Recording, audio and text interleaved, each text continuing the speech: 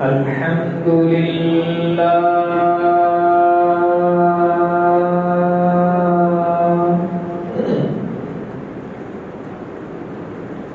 الحمد لله نحمده ونستعينه ونستغفره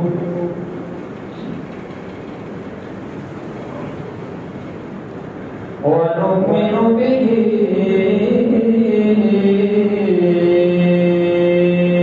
ونتوكل عليه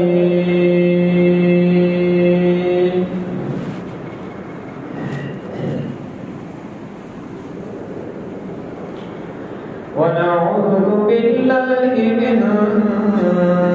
شرور أنفسنا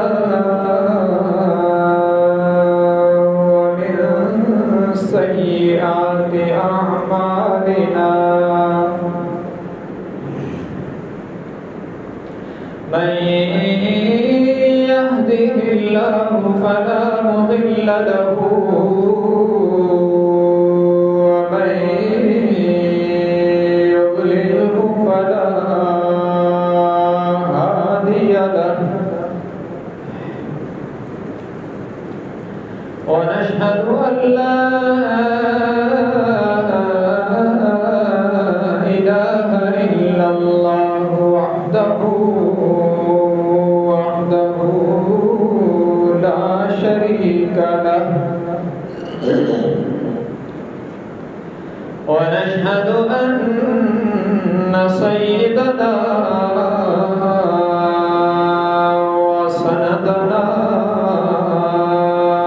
وشفيعنا وقائدنا الأعظم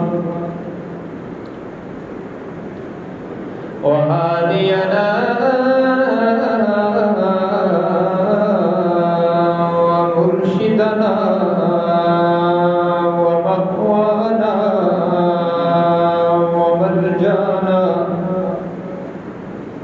ومولانا محمدا عبده ورسوله أرسله بالحق بشيرا ونذيرا وداعيا إلى الله بإذنه وسراجا منيرا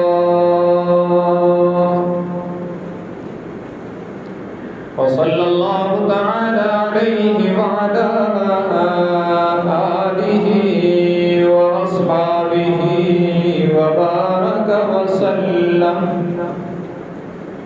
وبارك وسلم تسليما كثيرا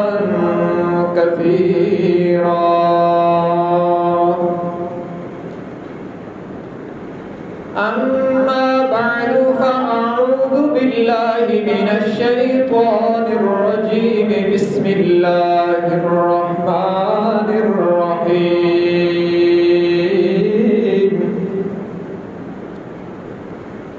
قال له موسى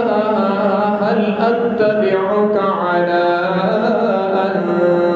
تعلمني مما علمت رشدا قال إنك لن تستطيع معي صبرا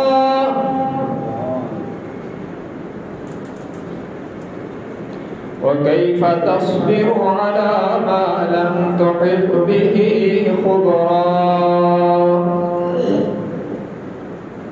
قال ستجدني إن شاء الله صابرا ولا أعصي لك أمرا قال فإن اتبعتني فلا تسألني عن شيء حتى أحدث لك منه ذكرا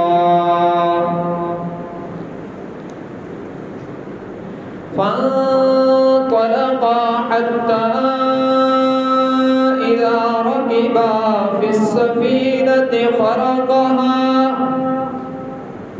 قال أخرقتها لتغرق أهلها لقد جئت شيئا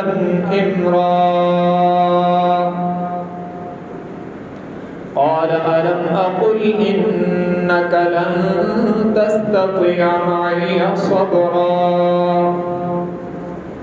قال لا تؤاخذني بما نسيت ولا ترهقني من أمري عسرا فانطلقا حتى إذا لقيا غلاما فقتله قال أقتلت نفسا زكية بغير نفس لقد جئت شيئا نكرا قال ألم أقل لك إنك لن تستطيع معي صبرا قال إن سألتك عن شيء بعدها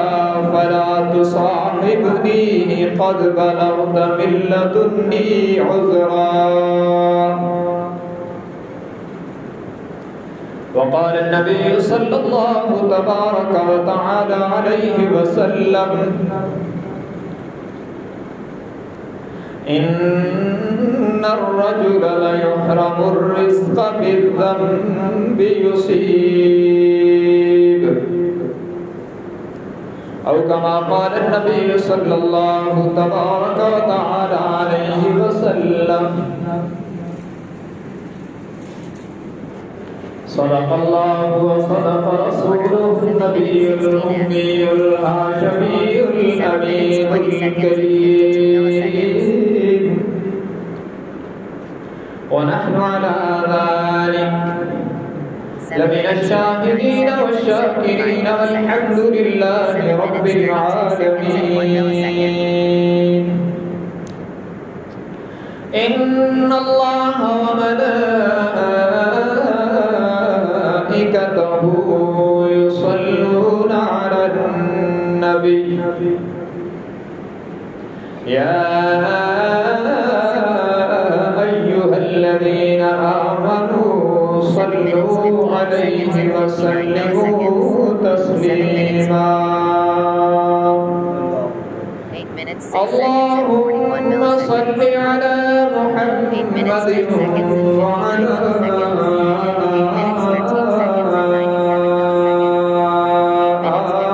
محمد كما صليت على إبراهيم وعلى آل إبراهيم إنك حميد مجيد اللهم بارك على محمد وعلى آل محمد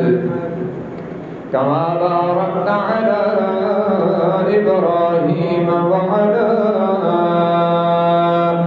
آل إبراهيم إنك حميد مجيد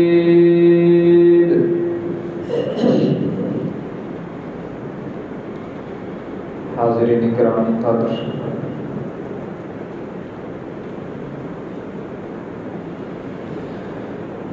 सूरत अल-कहफ का वाक़याती जायज़ा लिया जा रहा है।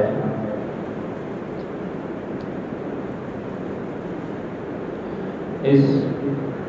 मुक़द्दस तज़किरे का आज तीसरा खुतबा है। इससे पहले इस सूरह मुबारका में बयान किए गए दो अहम वाक़यात अर्ज़ कर दिए गए। तो जैसा कि मैंने पहले भी अर्ज़ किया कि हम उन वाक़यात को अर्ज़ कर रहे हैं और सुन रहे हैं جو اس سورہ مبارکہ میں تفصیل کے ساتھ بیان کیے گئے ہیں، جن واقعات کی طرف اشارے کیے گئے یا ان کا کچھ حصہ بیان کیا گیا، وہ عرض نہیں کیے جا رہے۔ اس سورہ مبارکہ میں تفصیل کے ساتھ جو تیسرا واقعہ بیان کیا گیا ہے وہ جناب حضرت موسیٰ اور حضرت خضر علیہ السلام کا ہے۔ اور اللہ تبارک و تعالی نے قرآن مقدس میں جو انبیاء کرام کی اور اولیاء کرام کی داستانیں اور آبیدیاں بیان کی، ان میں ہمارے لیے کئی نصیحتیں اور اسباق اور عبرتیں ہیں۔ ان کا مقصد محض کہانی سن کر لطف اندوز ہونا نہیں ہے، بلکہ ان سے ملنے والے اسباق کو سمجھ کر اپنی دنیا اور آخرت کو بنانا ہے، اپنے اعمال اور عقائد کو ٹھیک کرنا ہے۔ تو اس سورہ مبارکہ میں تفصیلات کے ساتھ آنے والا تیسرا اہم ترین واقعہ حضرت موسیٰ علیہ السلام اور حضرت خضر علیہ السلام کا ہے، اور اس میں کئی قسم کے سبق ہیں میرے اور آپ کے لیے۔ میں وہ بھی عرض کروں گا موقع بہ موقع۔ حضرت موسیٰ علیہ السلام بنی اسرائیل کے انبیاء میں سر فہرست ہیں، اور قرآن کریم میں جن پیغمبروں کا سب سے زیادہ ذکر موجود ہے ان میں حضرت موسیٰ علیہ السلام نمایاں ہیں۔ شاید ہی کوئی ایسا پارہ ہو کہ جس میں حضرت موسیٰ علیہ السلام کا ذکر نہ ہو۔ مختلف مقامات پر قرآن کریم میں حضرت موسیٰ علیہ السلام کے تذکرے کے مختلف مراحل کو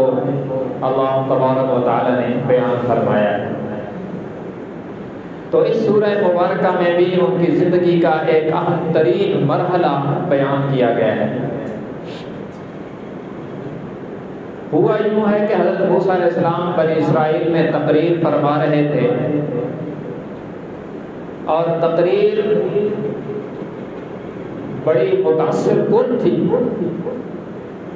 اور ظاہر ہے کہ پیغمبر کی زبان میں جو تاثیر ہے، اللہ نے نبی کی زبان میں جو تاثیر رکھی ہوتی تھی وہ کسی امتی سے تو اس کا تصور نہیں کیا جا سکتا۔ سامعین پر سکتہ طاری تھا، اور اللہ کے کلیم اور جلالی پیغمبر حضرت موسیٰ علیہ السلام قوم کے سامنے تقریر فرما رہے تھے اللہ کی وحدانیت اور قوم کو واضح و نصیحت۔ تو سامعین میں سے ایک شخص نے سوال کیا، ایک امتی نے سوال کیا تقریر سے متاثر ہو کر کہ موسیٰ علیہ السلام، کیا آپ سب سے بڑے عالم ہیں، یا اس وقت آپ سے بھی کوئی بڑا عالم ہے؟ تو حضرت موسیٰ علیہ السلام نے جواب میں فرمایا انی عالم، کہ اس وقت سب سے بڑا عالم میں ہوں۔ اور ظاہر ہے کہ قانون کے لحاظ سے بات ٹھیک ہے، اس لیے کہ پیغمبر وقت اپنے وقت پہ سب سے بڑا عالم ہوتا ہے، پیغمبر سے بڑا عالم کوئی نہیں ہوتا۔ قانون کے لحاظ سے یہ بات ٹھیک ہے، لیکن جو اللہ کے جتنا زیادہ قریب ہوتا ہے نا، تو اس کی معمولی سی لغزش بھی وہاں محسوس کی جاتی ہے۔ اس لیے حضرت موسیٰ علیہ السلام کا یہ کہنا کہ میں بڑا عالم ہوں، بارگاہ الہی میں اسے محسوس کیا گیا، کہ میرا کلیم یہ کیوں کہتا ہے کہ میں بڑا عالم ہوں؟ انہیں یہ کہنا چاہیے تھا واللہ اعلم۔ سب سے